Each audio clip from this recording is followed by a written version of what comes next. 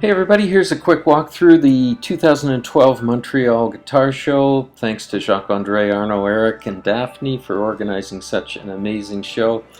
Here we are starting with Richard Paxton, working our way through Ryan Thorell, Wyan Wilkie, and then up to G.W. Barry, one of the busiest tables at the whole thing. Gordon Barry had an incredible cutaway concert and a Koa OM that was spectacular. I just love those guitars. There's Michael Kennedy, one of the most incredible young builders around. I can't believe this back with the radio binding, the multi-piece back. It's just beautiful.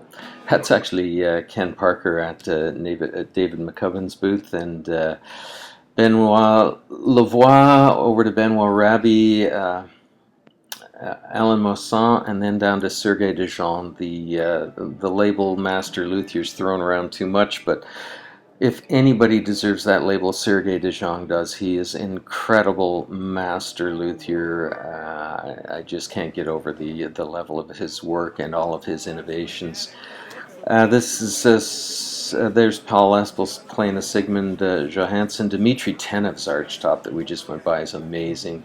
Gregory Ferran, he had a great table there, as did Dennis Kwasniewski. Just incredible work from both of those Ontario luthiers. And then moving on to Alan Carruth, who's just the master of free plate tuning, just an amazing resource.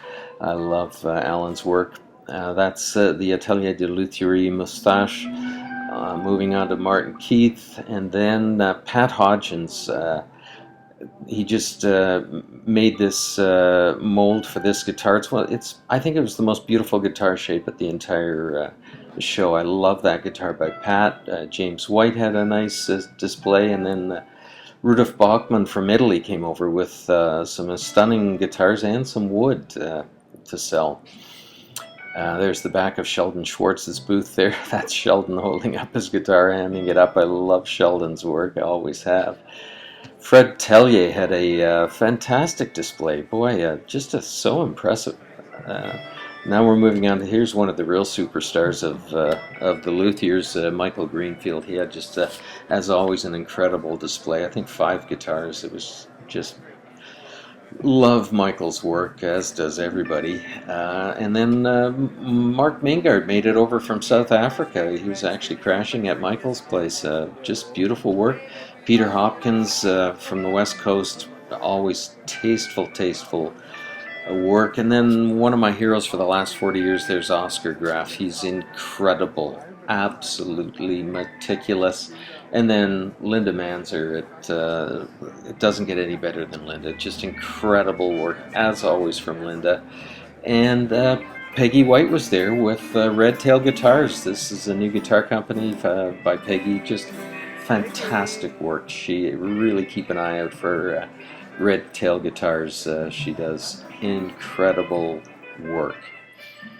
Actually, that's my table. I just had one guitar. It was already pre-sold. It's getting shipped to UK to the Acoustic Music Company. Bill Tibbin was right beside me with Al Petaway. Bill Tibbin, the real gentleman. Amazing guitars. If you ever get to look at his guitars, take a look at the heel on his neck. Tony Carroll, Harp guitar, his anniversary model. Just stunning work. And then beside him was Gordy Bishop. I just find Gordy's work inspiring. He's been around for 38 years, full-time builder, wonderful, impeccable work by Gordy. And here's Mike McCavan, a fantastic player who was demoing Mark Kett's guitar. Mark's guitar was one of my favorites at the entire show. Jeff Demers was beside Mark with Kevin Pedersen, Richard Murmer beside him, also incredible work from those builders from the US. It's just the level there, the bar is so high at the show now. It's incredible. Tim and Mary McKnight, they're talk about inspiration. They every year they have something phenomenal there. Reg Micheletti was beside them. I guess Ken Parker was off at his mini concert at that point. It's too bad. His guitars are incredible. Tom Rebecki, the famous Tom Rebecki from California, and then Brian Kingston concentrated on flat tops for the most part this year, which was a great surprise. Pete Swanson from Dagmar, what can you say? I've loved his instruments. They're just out of the box. He collaborated with Marquette on a guitar, on both guitars actually. It was just totally inspiring. Oh, there's Pete right there. Louis Feu de Mesquita was there as always with a variety of nylon string instruments that were just fantastic. His adjustable neck angles incredible. Patrick Mayhew was there right beside him, and then Charles Hoffman came up from the States. Always a super impressive display from Charles. Bernard Vachon beside him. I love Bernard's work. And Laurent Blondel, the varnish work is always spectacular, and he had an incredible solid body there this year, which surprised me until the quality was spectacular.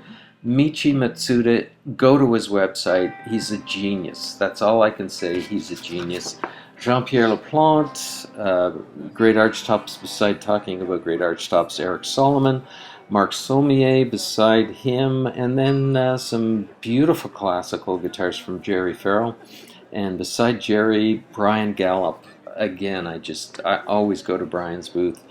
Really look up to him, and he also runs one of the most famous guitar building schools in North America. So Brian's always somebody to look for. Then we go to Paul Wilson. I love Paul's work. David Freeman, it was great to meet him after all of these years. Charles Freeborn beside David. Gustav Friedel beside him with a beautiful display. Michael McCarthy. There's Ken Bonfield playing a harp guitar. Ken's playing was a highlight of the weekend. And then